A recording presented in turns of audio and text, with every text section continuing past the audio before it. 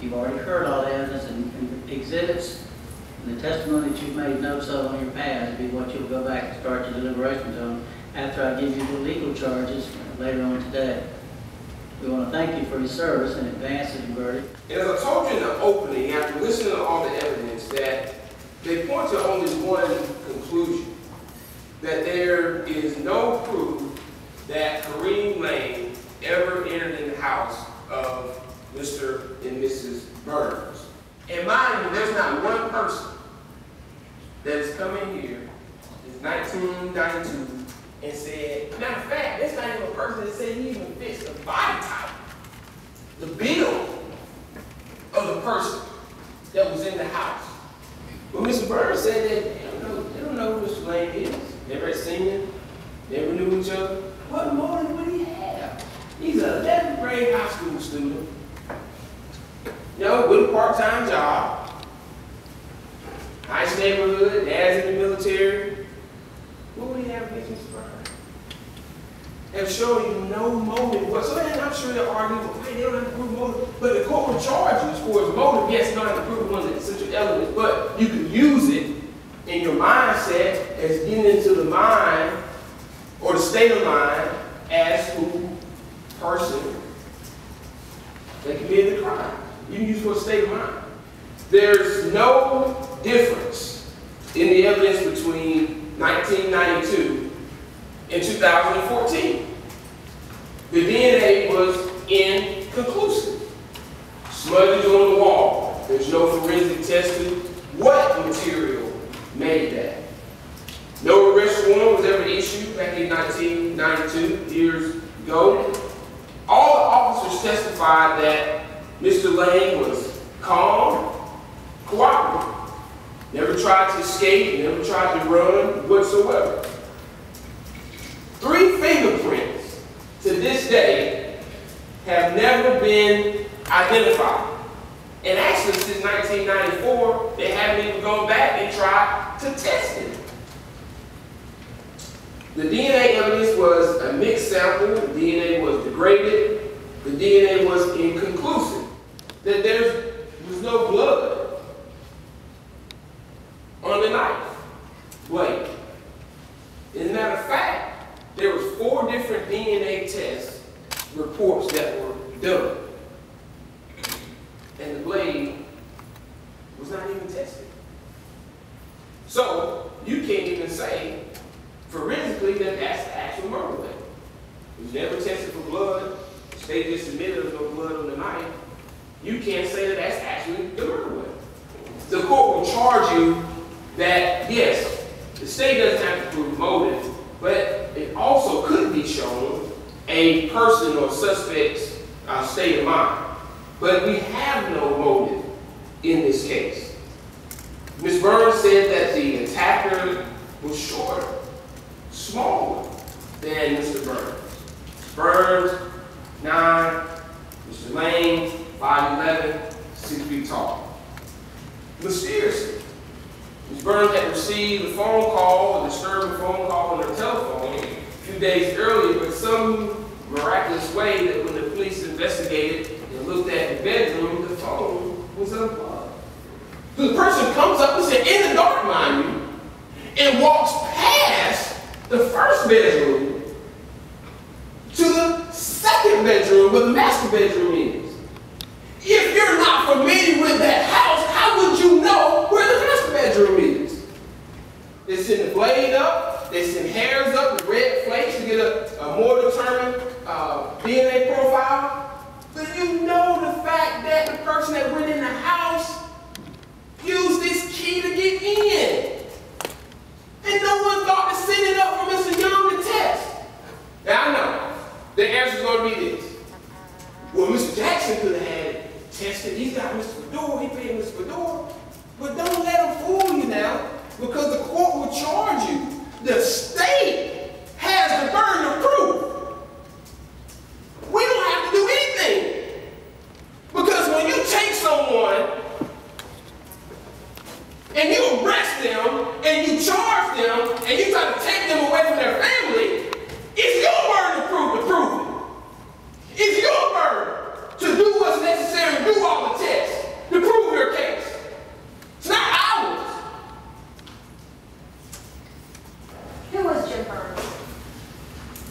Jim Burns was husband to Stella Burns Butler, who has been here for the entire trial. He was a father to Andrea and Rhonda, who has been here through the trial, and a lifetime educator. He started as a teacher, worked up to principal. He'd been a superintendent in 3 different school systems, devoted his life to the education of young people. Now let's think about who Kareem Lane is. First of all, let's be clear.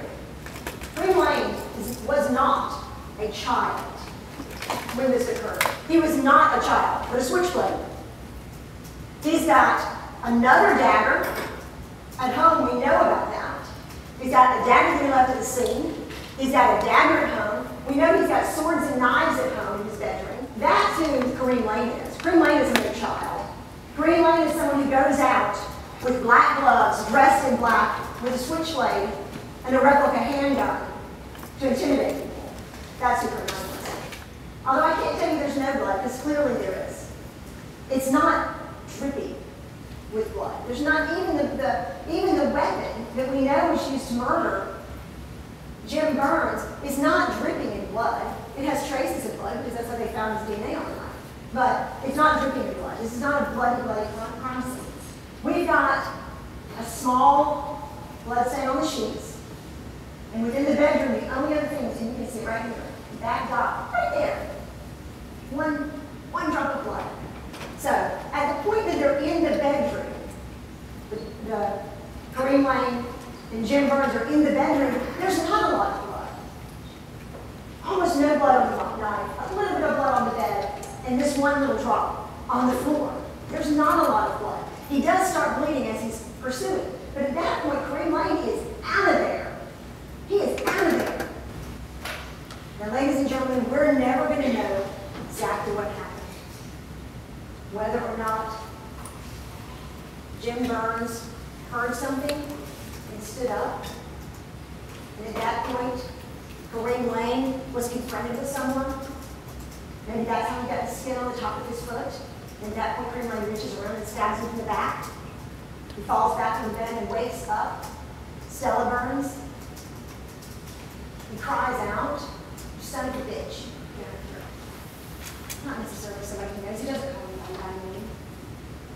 But at that point, Kareem Lane knows he's been there. Right? He's been had. You better get out of here. So he goes as quickly as he can.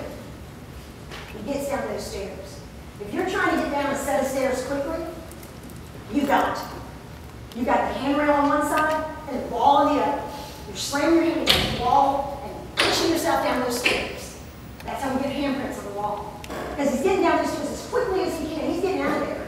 He's got enough force that his foot hits that stairway and cracks the plaster and leaves a shoe print when he's turning. Because he's got to turn around.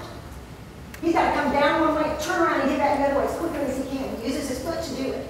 Another handprint on the wall on his way out. He bumps into that at the bottom of the banister, enough to jar the knife. The knife falls to the ground, and out he goes as quickly as he can. Jim Burns cannot follow like that. Jim Burns has been stabbed in the back. He's walking. He's dripping blood. As the script goes behind him as he walks, he drips him on the top of his foot. He also reaches up. It's gotta hurt. It's gotta hurt. He reaches up to see what's hurting, and his hand gets blood on it, and he puts it down, it's still dropped, it's still dripping. And he gets down to the bottom, right up to his front door. And he puts his hand on the door frame, because by then he's feeling like he can't stand anymore. He puts his hand on the door frame, and he looks in the direction that the person left. And Mrs. Burns says, "Jimmy, Jimmy, don't go after him, Jimmy!" Going right back to the name that she used to use in high school. "Jimmy, please don't." But by then it's too late. She sees him fall to the ground, and he is never to get up again. He'll die in that pool of blood in his own front door.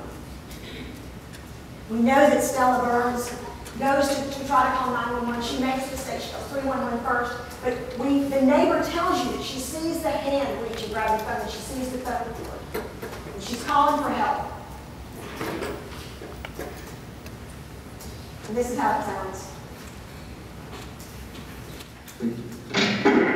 Yes, 620 Broadway, Lieutenant A, what's the police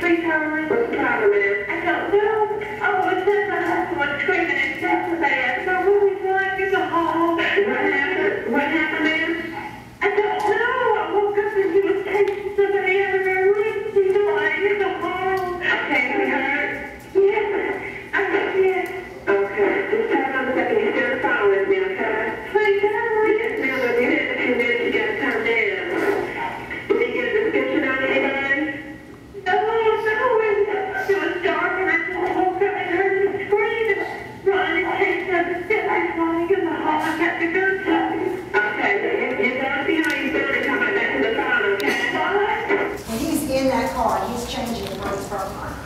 He takes off his hat and puts it on the ground. He takes off his shirt, folds it up, and puts it on the ground. He takes off his gray pants, and he wads them up. And he puts them, all those go in the back of his truck. Then he puts on the outfit. But he has got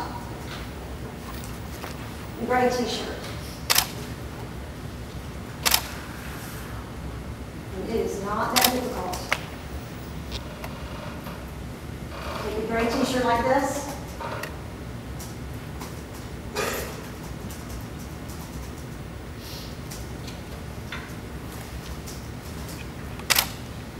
And turn it into a light colored mask. His eyes cut out. A mask that's made of material. It goes around his whole head. It's pulled back in the center of the back. Ladies and gentlemen, I submit to you, that is exactly what the model is described to be. Fabric, light colored, slit for the eyes, around the whole head, and pulled back in the center of the back. That's how Kareem Lane dressed when he went into the Burns home and he murdered Jim Burns. And it's no less true than it was in the beginning. I expect a verdict that speaks the truth in this case. A verdict that will bring justice to Burns family. A verdict of guilty on both counts. Thank you.